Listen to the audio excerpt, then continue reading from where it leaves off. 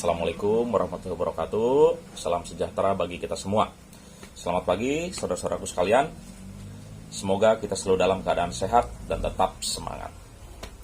Ketemu lagi di channel YouTube Asep Gugun Barlian. Pada pembahasan kali ini kita akan mencoba membahas tentang isu yang lagi trending di dunia saat ini, di mana situasi sekarang ini adalah situasi sulit karena pandemi COVID-19. Oke guys, sebelumnya saya akan membahas lebih lanjut. Saya akan menyampaikan satu quotes dari Nelson Mandela mengatakan bahwa pendidikan adalah senjata yang paling mematikan di dunia. Karena dengan pendidikan, Anda dapat mengubah dunia. Sangat luar biasa.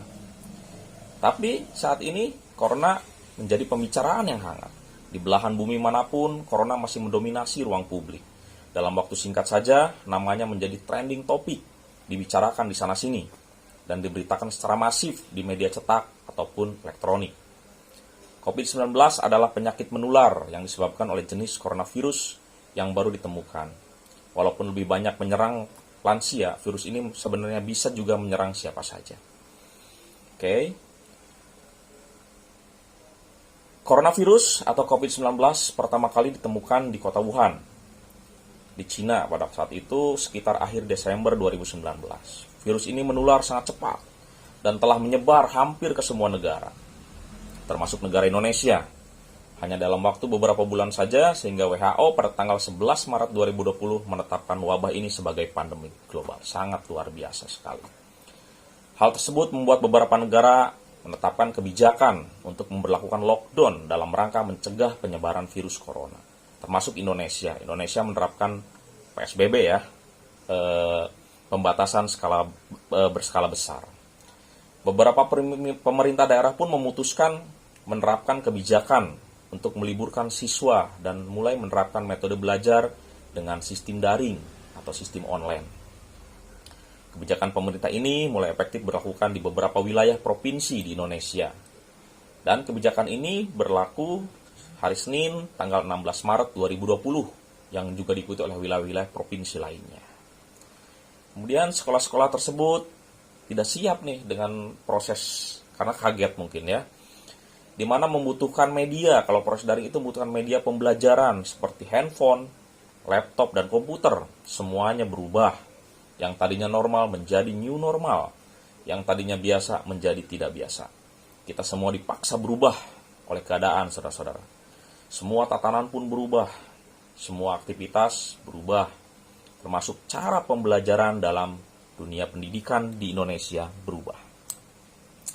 Sangat luar biasa sekali dampak dari pandemi virus corona di Indonesia atau global, sehingga memaksa aktivitas belajar mengajar di sekolah dihentikan. Nah, guys, tidak ingin penularan COVID-19 semakin merajalela, pemerintah melalui Kementerian Pendidikan dan Kebudayaan memutuskan untuk memindahkan ruang belajar ke dunia maya. Dan mulai tanggal 16 Maret 2020, sekolah-sekolah menerapkan metode pembelajaran siswa secara daring. Lalu efektifkah pembelajaran daring tersebut? Bagaimana dan seperti apa pembelajaran di situasi sekarang untuk mencegah kemunduran dunia pendidikan? Belajar secara daring tentu memiliki tantangannya, saudara-saudara, baik itu siswa atau guru. Siswa tidak hanya membutuhkan suasana di rumah yang mendukung untuk belajar, tapi juga koneksi internet yang memadai. Namun proses pembelajaran yang efektif berikut ini tips agar siswa dapat belajar daring dengan efektif. Yang pertama adalah komunikasi antar tenaga pengajar. Harus adanya komunikasi dengan baik. Kemudian harus aktif dalam berdiskusi, berinteraksi antara siswa dan guru. Yang ketiga adalah manajemen waktu. Harus memanfaatkan waktu. Siswa harus bisa memanfaatkan waktu untuk mengerjakan tugas, deadline tugas, dan sebagainya. Dan yang keempat adalah jangan lupa untuk tetap bersosialisasi dengan keluarga dan dengan teman-teman untuk mengasah kemampuan. Oke guys, dalam proses pembelajaran daring, ada beberapa kesulitan juga yang dihadapi siswa. Ini adalah mungkin kekurangannya ya teman-teman. Yang pertama adalah jaringan internet. Jaringan internet di sini ya mungkin bisa lemot ya, jaringan, sinyal. Sebaliknya ketika jaringan internetnya jelek, ya akan mengganggu. proses konsentrasi atau berlangsungnya belajar mengajar. Kemudian kuota internet yang terbatas. Orang tua juga sudah merasa kesulitan ya dengan keadaan pandemi, terutama kesulitan ekonomi. Hal ini perlu dipikirkan secara matang oleh pihak sekolah dan kementerian atau pemerintah lah. Kasihan juga orang tua karena sudah terbebani, mungkin usahanya menurun atau terkena PHK, kemudian dibebankan dengan harus membeli internet atau kuota internet. Kemudian kegiatan belajar mengajar menjadi tidak efektif. Yang tadinya guru bisa mengajar 4 jam mungkin, sekarang jadi hanya 1 jam saja atau sampai 2 jam. Belum lagi berhadapan dengan mata pelajaran yang penurunan rumus, yang menggunakan penurunan rumus seperti mungkin fisika, matematika, kimia. Nah, waktu 1 jam saja mungkin tidak akan cukup. Kesulitan di atas harus segera dicarikan solusinya, agar mutu pendidikan tidak menurun, agar pendidikan tidak terjun bebas. Berikut ini solusi yang mungkin dapat diterapkan untuk mengurangi 3 kesulitan di atas. Yang pertama adalah mungkin bantuan dari pemerintah. Terkait dengan orang tua yang kesulitan mendapatkan kuota internet, saya kira pemerintah perlu hadir ya, teman-teman. Maksudnya pemerintah tidak hanya membuat regulasi dan kebijakan pembelajaran melalui sistem daring, akan tetapi pemerintah juga harus menyediakan anggaran khusus untuk pembelian kuota internet. Ya, perlu ada bantuan khusus lah ya, yang dikucurkan dana kepada orang tua siswa, alokasi untuk pembelian kuota. Karena banyak sekali yang kesulitan ekonomi, yang di PHK, yang usahanya menurun, bahkan ada yang bangkrut atau tutup. Kemudian masalah kegiatan belajar mengajar yang kurang efektif. Nah, sekolah dan para stafnya juga perlu menemukan cara tersendiri agar materi bisa diserap oleh siswa. Tidak mungkin secara 100% penyerapan materi. 50-70% saja sudah cukup bagus untuk saat sekarang ini. Sistem daring ini menuntut guru untuk kreatif ya. Untuk kreatif, mengeluarkan ide, gagasan, mendidik supaya pembelajaran daring yang kreatif dan inovatif terbentuk.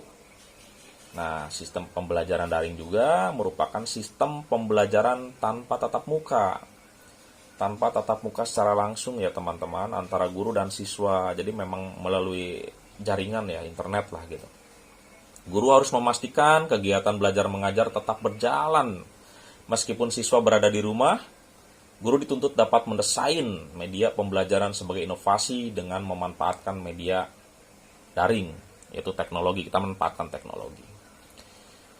Kemudian ya sangat luar biasa sekali ya dampaknya dari pandemi virus 19 ini. Sistem pembelajaran dilaksanakan melalui perangkat personal, PC, ya ini daring juga ya, atau laptop yang terhubung dengan koneksi jaringan. Guru dapat melakukan pembelajaran bersama di waktu yang sama menggunakan grup di media sosial. Seperti mungkin WA, cari yang termudah. WA, Zoom mungkin ya, atau Google Meet. Nah, meskipun di tempat yang berbeda tapi masih bisa connect, bisa nyambung. Ya teman-teman, semua sektor merasakan dampak corona ini sama. Dunia pendidikan salah satunya terdampak. Dilihat dari kejadian sekitar yang sedang terjadi, baik siswa maupun orang tua siswa yang tidak memiliki handphone, untuk menunjang kegiatan pembelajaran daring ini merasa kebingungan, sehingga pihak sekolah ikut mencari solusinya. Siswa yang tidak memiliki handphone, ya ada beberapa siswa mungkin ya, dianjurkan untuk belajar berkelompok, ya menumpang lah atau ikut sama yang mempunyai HP lah. Jadi bisa tetap belajar masih bisa tetap dilakukan. Kemudian ya hal ini pun menjadi permasalahan ya yang sangat penting bagi siswa, bagi orang tua siswa, bagi guru sendiri tentang kelemahan belajar daring itu, yaitu salah satunya yang tadi kita bahas, kuota. Orang tua tetap ingin anaknya untuk ikut belajar tapi terbentur dengan kuota. Nah, di sini perlu kesadaran dari pemerintah atau bantuan dari pemerintah. Kemudian orang tua juga harus ada kesabaran ya yang besar dalam menghadapi ini. Sehingga dengan kejadian ini orang tua harus menyadari dan mengetahui bagaimana cara membimbing anak. Setelah mendapatkan pengalaman ini, diharapkan orang tua mau belajar bagaimana cara mendidik anak-anak mereka di rumah. Tidak mengandalkan guru di sekolah. Solusi atas permasalahan ini adalah pemerintah harus memberikan kebijakan dengan membuka gratis layanan aplikasi daring bekerja sama dengan provider internet. Kemudian pemerintah juga harus mempersiapkan kurikulum dan silabus ya, yang sesuai dengan pembelajaran daring tentunya, biar bisa terlaksana dan dilaksanakan dengan baik. Kemudian kaitannya dengan peran dan tugasnya, guru juga harus menyesuaikan, tetap menyosialisasikan biar siswa terbiasa. Ada sebuah pelajaran yang dipetik dari dunia pendidikan di tengah pandemi COVID-19 ini, yakni kegiatan belajar tatap muka dengan guru terbukti lebih efektif dibandingkan pembelajaran daring. Demikian, guru dituntut mampu merancang dan mendesain pembelajaran daring yang ringan dan efektif ya, tidak sulit, tidak menyulitkan siswa. Materi juga diajarkan dengan sangat simpel dan sederhana sehingga cepat diserap oleh siswa. Metode belajar yang digunakan juga metode yang mudah terjangkau atau mudah dimengerti di aplikasi. Nah, keberhasilan guru dalam melakukan pembelajaran daring pada situasi pandemi ini adalah kemampuan guru itu sendiri dalam berinovasi ya, dalam merancang, dalam meramu, dalam mengemas materi dan metode. Kreativitas merupakan kunci sukses dari seorang guru untuk mendapatkan motivasi siswanya tetap semangat dalam belajar walaupun di situasi sekarang ini. Dengan demikian, pembelajaran daring sebagai solusi yang efektif dalam pembelajaran di rumah guna memutus mata rantai penyebaran COVID-19. Jadi emang inilah salah satu cara ya. Kemudian harus ada kerjasama juga yang baik antara guru, siswa dan orang tua siswa, pihak sekolah sebagai faktor penentu keberhasilan pembelajaran daring. Kekurangannya adalah dari pembelajaran dari ini, guru sulit mengkontrol siswa mana yang rajin, aktif atau tidak. Kemudian, pembelajaran lebih banyak bersifat teoritis. Bagi mereka yang tinggal di lokasi infrastruktur rendah, ya terkendala jaringan, komunikasi bisa terhenti, tidak bisa mengakses internet. Karena tidak semua juga siswa memiliki dan mampu mengakses peralatan yang dibutuhkan, yaitu teknologi ya. Yang terakhir atau yang kelima, terlalu banyak distraksi yang bisa mengganggu konsentrasi siswa saat belajar ya. Di rumah lah mungkin ada banyak gangguan, beda seperti di sekolah. Kemudian kelebihan pembelajaran daring ini, satu, yang pertama itu waktu dan tempat lebih efektif ya di situasi sekarang ini. Kemudian siswa tidak hanya bergantung pada guru, tapi juga bisa create atau meriset teknologi. Dan yang ketiga, otomatis siswa dilatih untuk lebih menguasai atau mengenal teknologi informasi yang sedang berkembang dan menumbuhkan siswa akan fungsi dari teknologi tersebut. Fungsi handphone misalnya tidak dipakai untuk main game ya, tidak dipakai untuk hal-hal yang negatif. Seperti itu, saudara-saudaraku sekalian. Dan salah satu masukan atau pendapat saya adalah ya kita juga antara guru dan orang tua dan siswa harus mampu menggunakan waktu sebaik-baiknya, itu manajemen waktu ya, agar